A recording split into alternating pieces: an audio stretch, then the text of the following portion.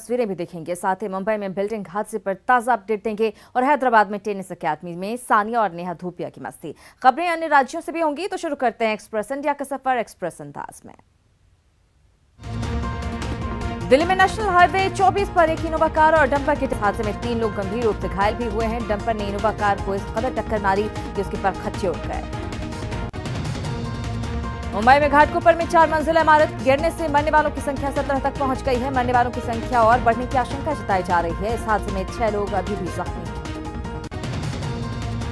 Building हादसे के बाद महाराष्ट्र सीएम फडणवीस ने भी घटनास्थल का दौरा किया और बीएमसी को 15 दिनों के भीतर जांच रिपोर्ट सौंपने का आदेश दिया। इस मामले में शिवसेना नेता सुनील सिताब के खिलाफ एफआईआर दर्ज कर उन्हें गिरफ्तार कर लिया गया।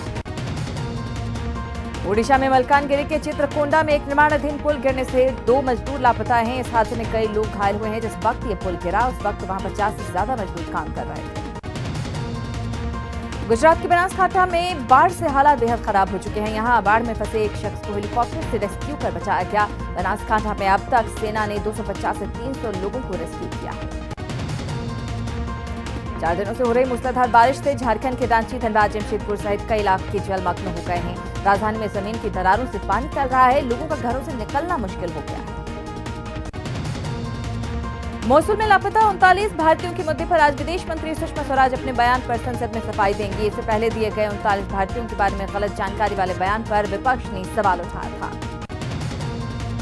राष्ट्रपति रामनाथ कोविंद आज से अपना कार्यभार संभाल लेंगे। आज बतौर राष्ट्रपति वो अपना ऑफिस ज्वाइन करेंगे और कामकाज शुरू कर देंगे। प्रधानमंत्री नरेंद्र मोदी लाल किले के से स्वतंत्रता दिवस के मौके पर किसानों और गरीबों को बड़ा तोहफा दे सकते हैं। कहा जा रहा है कि किसान, गरीब और दलितों के बीच अपना जनाधार मजबूत करने के लिए वो ये बड़ी योजनाओं का ऐलान कर सकते हैं। आज केंद्रीय कैबिनेट की बैठक होने वाली है। ये बैठक शाम 6 बजे से होगी। इस बैठक में मोदी सरकार कई अहम फैसले ले सकती है। आज देश भर में 18वां कारगिल विजय दिवस मनाया जा रहा है। आज ही के दिन 26 जुलाई 1999 में भारतीय सेना कारगिल युद्ध में विजय हासिल किया था। भारतीय सेना ने ये युद्ध 3 महीने तक चला था, जिसमें देश के सैकड़ों जवान शहीद हो गए। कारगिल दिवस के 18 साल पूरे होने पर दिल्ली के इंडिया गेट पर श्रद्धांजलि समारोह का आयोजन होगा। यहाँ रक्षा मंत्री अरुण जेटली की अगुवाई में सेना के तीनों अंगों के प्रमुख शहीदों को श्रद्धांजलि देंगे। टेरर फंडिंग मामले में गिरफ्तार 7 अलगाववादी नेताओं को 18 दिन के लिए एनआईए की रिमांड पर भेजा गया है। इससे पहले इन सभी को दिल्ली की पटियाला हाउस कोर्ट में पेश किया गया था। एनएसए अजीत डोभाल आज चीन के दौरे पर जाएंगे, जहां उम्मीद जताई जा रही है कि डोभाल के दौरे से दोनों देशों के बीच टकराव कम होंगे। लेकिन इससे पहले चीनी मीडिया ने अजीत डोभाल को ही डोकलाम को लेकर दोनों देशों के टकराव के लिए जिम्मेदार ठहराया था। तेजस्वी के इस्तीफे पर आरजेडी और जेडीयू के बीच विवाद अब करीब आखिरी पड़ाव पर पहुंच गया है। आज इसको लेकर महागठबंधन के 2 मुख्य दल आरजेडी और जेडीयू के विधायकों की बैठक होगी। हालांकि ये बैठक गुरुवार को ही होनी थी। गुरुवार को ही कैबिनेट की मीटिंग में कैंटीन खोलने का फैसला लिया गया था। एनआईए ने कानपुर से 2 संदिग्ध आतंकियों को गिरफ्तार किया है। पकड़े गए आतंकियों में सैफुल्लाह का भाई मोहम्मद आतिफ और आसिफ इकबाल शामिल हैं। एनआईए आतंकी संगठन आईएसआईएस कानपुर मॉड्यूल की जांच कर रही है। मुजफ्फरनगर में पुलिस और बदमाशों के बीच मुठभेड़ में एक बदमाश घायल हो गया, जबकि एक फरार हो गया। बदमाश के पास से बाइक, तमंचा और कारतूस बरामद किया गया है। आज शाम 4 बजे सचिवालय में कैबिनेट की महत्वपूर्ण बैठक होगी, जिसमें कई अहम प्रस्तावों पर मुहर लग सकती है। 4 मैदानी जिलों में अक्षय पात्र योजना को लागू करने पर फैसला हो सकता है। नैनीताल के ग्रामीण इलाके में प्रधानमंत्री आवास योजना के नाम से हजारों रुपए की लूट का मामला सामने आया है। ईटीवी के पहुंचने पर ठगी करने वाली महिलाओं ने गरीबों के पैसे वापस कर दिए। आज आरजेडी विधानमंडल दल की बैठक होगी। पार्टी अध्यक्ष लालू यादव ने सभी एमएलए और एमएलसी को बैठक में शामिल होने का निर्देश दिया है। इस दौरान विधानसभा सत्र की तैयारियों पर भी चर्चा होगी। आज शाम 5 बजे पटना में जेडीयू विधायक दल की बैठक होगी। आरजेडी से जारी तनाव के चलते ये मीटिंग काफी अहम मानी जा रही है। सीएम नीतीश ने भी तेजस्वी को लेकर सख्त तेवर दिखाए हैं। मोतिहारी में 10वीं की छात्र की चाकू से गोदकर हत्या कर दी गई। छात्र के शरीर पर चाकू के वार के 80 निशान मिले हैं। पुलिस मामले की जांच कर रही है। पूर्व केंद्रीय मंत्री सुबोध कांत सहाय ने राज्य भर में लगातार हो रही किसान आत्महत्या की राज्य सरकार को दोषी माना है। उन्होंने कहा कि सरकार किसानों की समस्या को लेकर थोड़ी भी चिंतित नहीं है। धार में प्याज खरीदी के नाम पर 4 करोड़ के घोटाले का मामला सामने आया है। मामले पर प्रशासन ने चुप्पी साध रखी है। अधिकारियों पर दूसरे राज्यों के व्यापारियों से सांठगांठ का आरोप लगाया गया है। रायपुर के होटल बेबीलोन इन में पुलिस ने छापा मारकर करीब 11 लाख रुपए जब्त किए हैं। यहां जुआ खेला जा रहा था। पुलिस की इन मैनेजर समेत 11 लोगों को हिरासत में लिया है। करगिल विजय दिवस पर सीएम वसुंधरा राजे ने शहीदों को श्रद्धांजलि दी है। सीएम राजे ने कहा कि करगिल विजय दिवस हमें गर्व की अनुभूति कराता है। ये दिन जांबाज वीरों को समर्पित है। मोहाली में बदमाशों ने दिन दहाड़े स्टेट बैंक में घुसकर लाखों रुपए लूट लिए और फरार हो गए। लूट की पूरी वारदात सीसीटीवी में कैद हो गई। गुड़िया रेप और मर्डर केस में सीबीआई ने जांच शुरू कर दी है। 5 आरोपियों को स्थानीय पुलिस से सीबीआई ने अपनी कस्टडी में लिया है। अमेरिका के एरिजोना में लहरों के बीच फंसे लोगों को रेस्क्यू कर बचाया गया। ये सभी लोग उस वक्त सैलाब में फंस गए जब पहाड़ पर हुई मूसलाधार बारिश की वजह से पहाड़ की तलहटी में अचानक बाढ़ आ गई। वर्ल्ड कप में शानदार प्रदर्शन के बाद वुमेन टीम इंडिया की 8 खिलाड़ी इंग्लैंड से अपने वतन लौट आई हैं। मुंबई एयरपोर्ट पर इन खिलाड़ियों का गर्मजोशी के साथ स्वागत किया गया। इस दौरान फैंस ने हाथों में तिरंगा और वुमेन टीम इंडिया का बैनर लिए इंडिया इंडिया के नारे लगाए। भारत और श्रीलंका के बीच 3 मैचों की टेस्ट सीरीज का पहला मैच आज से गॉल में शुरू होगा। कैप्टन कोहली और कोच रवि शास्त्री की कमान में टीम इंडिया सीरीज जीतने के इरादे से मैदान पर उतरेगी। बाहुबली और बाहुबली 2 से इंस्पायर्ड होकर आदित्य चोपड़ा जल्द ही एक मूवी बनाने वाले हैं। इस मूवी में शाहरुख खान लीड रोल में होंगे, लेकिन फिल्म के बारे में फिलहाल और कोई जानकारी साझा नहीं की गई है। चलिए कुछ और खबरों पर नजर डाल लेते हैं। खबर दिल्ली से, जहां कल्याणपुरी के पास सड़क हादसे में 6 लोगों की मौत हो गई। NH 24 पर एक बेकाबू डंपर ने मेरठ की तरफ जा रही इनोवा को जोरदार टक्कर मार दी। यह हादसा इतना भीषण था कि गाड़ी के परखच्चे उड़ गए और कार में सवार फिलहाल जारी है। अब तक रेस्क्यू करके 19 लोगों को जिंदा निकाला जा चुका है। सीएम फडणवीस ने मामले पर बीएमसी को 15 दिन में रिपोर्ट सौंपने का आदेश दिया है। मामले में एक शिवसेना नेता सुनील सिताब को हिरासत में भी लिया गया है। जबकि दूसरी तस्वीर आप देख पा रहे हैं, ओडिशा की यह तस्वीर है मलकानगिरी के चित्रकोंडा की, जहां एक निर्माणाधीन ब्रिज गिरने से कई लोगों के जख्मी होने की खबर है। इसमें 2 मजदूर लापता भी बताए जा रहे हैं।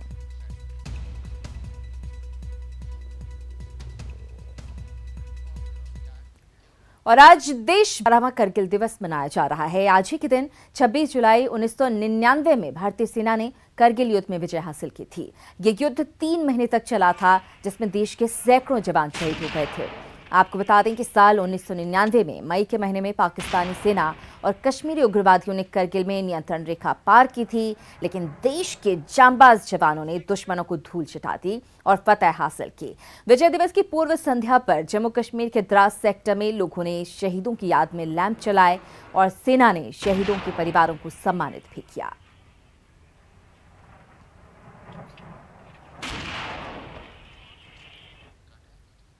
उधर बाढ़ के ढेलवा गुसाई मोहल्ले में असामाजिक तत्वों ने खड़ी बस का शीशा तोड़ डाला और साथ ही बस के टायर की हवा भी निकाल दी। असामाजिक तत्वों के इस कारस्तानी से लोग हैरान हैं। दरअसल ये बस एबीवीपी ने मंगवाई थी, जिससे 27 जुलाई को गया विश्वविद्यालय के घेराव के लिए छात्रों को जाना था और असामाजिक तत्वों ने इसकी हवा निकाल दी, जिसके बाद यहाँ बस का शीशा भी तोड़ा गया है। तस्वीरें आप देख पा रहे हैं। आपको बता दें, एबीवीपी की तरफ से ये बस मंगवाई गई थी। तो बाढ़ में इस घटना को अंजाम दिया गया है। एबीवीपी की तरफ से मंगवाई गई बस में असामाजिक तत्वों ने तोड़फोड़ की है, शीशे तोड़ दिए गए हैं और साथ ही टायर की हवा भी निकाल दी गई।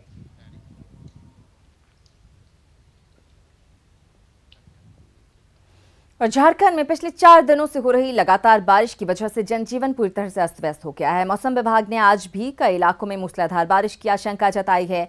लिहाजा रांची, धनबाद, गिरिडीह समेत कई जिलों में आज सभी स्कूलों को बंद कर दिया गया है। भारी बारिश से अब तक 7 लोगों की मौत की खबर है। कई पुल पुलिया बह गए हैं। ऐसे में कई इलाकों का संपर्क जिला मुख्यालय से टूट गया है। वहीं भारी बारिश के कारण किसी भी अनहोनी से निपटने के लिए धनबाद और जमशेदपुर में एनडीआरएफ की टीम तैनात की गई है। साथ ही मुख्यमंत्री विवेकाधीन कोष से मृतकों के परिजनों को 2-2 लाख रुपए देने की घोषणा भी की गई है। वहीं रांची नगर निगम ने भी हेल्पलाइन नंबर जारी किया है।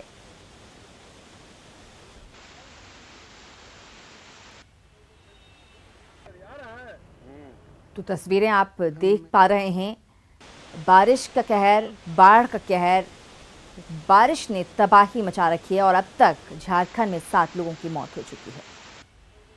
झारखंड में कई एक जिलों में भारी से भारी बारिश का आंकड़ा आ रहा है, जिसमें कल भी कई एक जगह है, कई एक ज़िले हैं जिसमें बहुत ज़्यादा बारिश, जहाँ 12 सेंटीमीटर से भी ज़्यादा बारिश हुई है। 12 सेंटीमीटर का बारिश को हम बहुत भारी से भारी बारिश कहते हैं, जिनमें तेनू घाट है जहाँ 19 सेंटीमीटर बारिश हुई है, रामगढ़ 15 सेंटीमीटर बारिश हुई है, पुनकी, जमशेदपुर सिटी, इन 2 जगहों में 13 सेंटीमीटर बारिश रिकॉर्ड की गई है।